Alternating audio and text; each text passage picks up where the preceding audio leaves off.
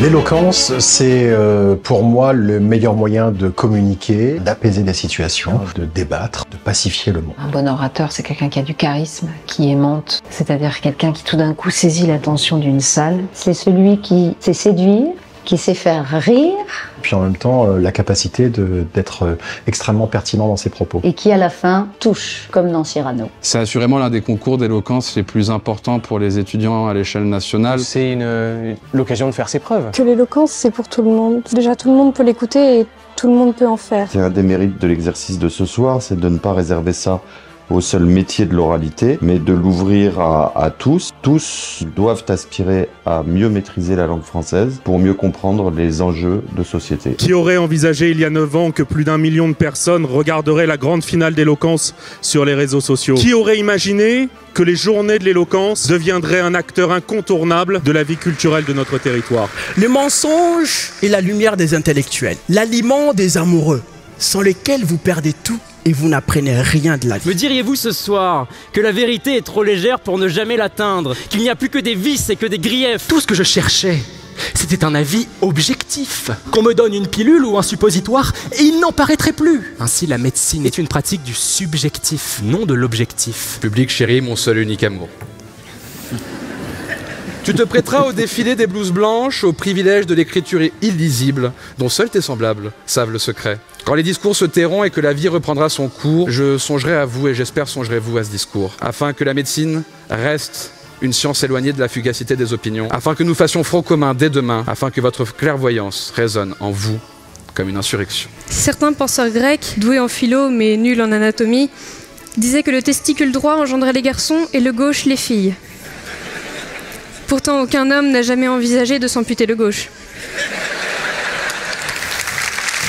La peine est perpétuelle. Lorsqu'on est femme, c'est pour la vie, l'esprit et le corps de la naissance à la mort, belle, donc artificielle, naturelle, donc négligée, peu réfléchie ou complètement perchée. Pour gagner sa liberté, la femme doit naître encore, traverser des mers de reproches jusqu'à briser le plafond de verre.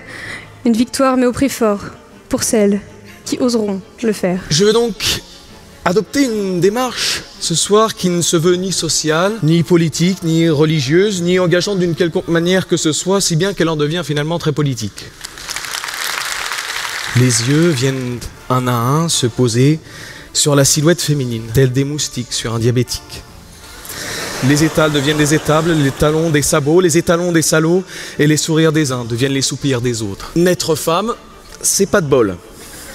Mais devenir femme, c'est quand même pas très malin. Je veux dire, fantasque, fainéante, fallacieuse, et la liste est longue. C'est par cela même que la femme exerce la plus grande des fascinations. Et s'il venait à une femme la curieuse idée de me trouver attirant, je la délesterais sans faute de tous ses châtiments. Merci à tous.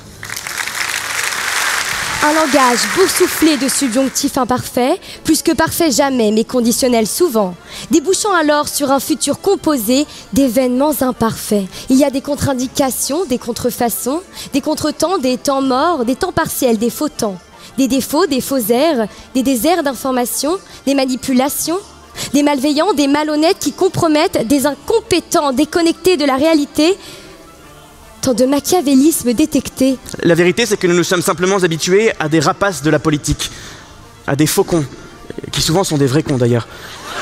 Peut-être, oui, que tous les Hippocrates sont des hypocrites, qu'ils sont morts les démocrates, qu'elle a disparu la démocratie, celle de Démocrite, qu'elle Périclite, celle de Périclès. Qui aime bien, gouverne bien. Peut-être que nos politiques ne nous aiment pas assez. Si l'enfer, c'est les autres, autour de vous, alors au moins, le paradis, c'est nous. On sent quand même une jeunesse qui est concernée par la société et par ce qui se passe aujourd'hui dans le monde et dans notre société française. Quelle fierté quand même pour tous ceux qui les connaissent et tous ceux qui les aiment. Bravo, bravo à eux. Il y a eu les provocateurs, les frissonnants, les exaltés, les littéraires, les drôles, les engagés. Vous avez tous su séduire par l'articulation de votre discours et émouvoir par la qualité des réflexions qui les animaient.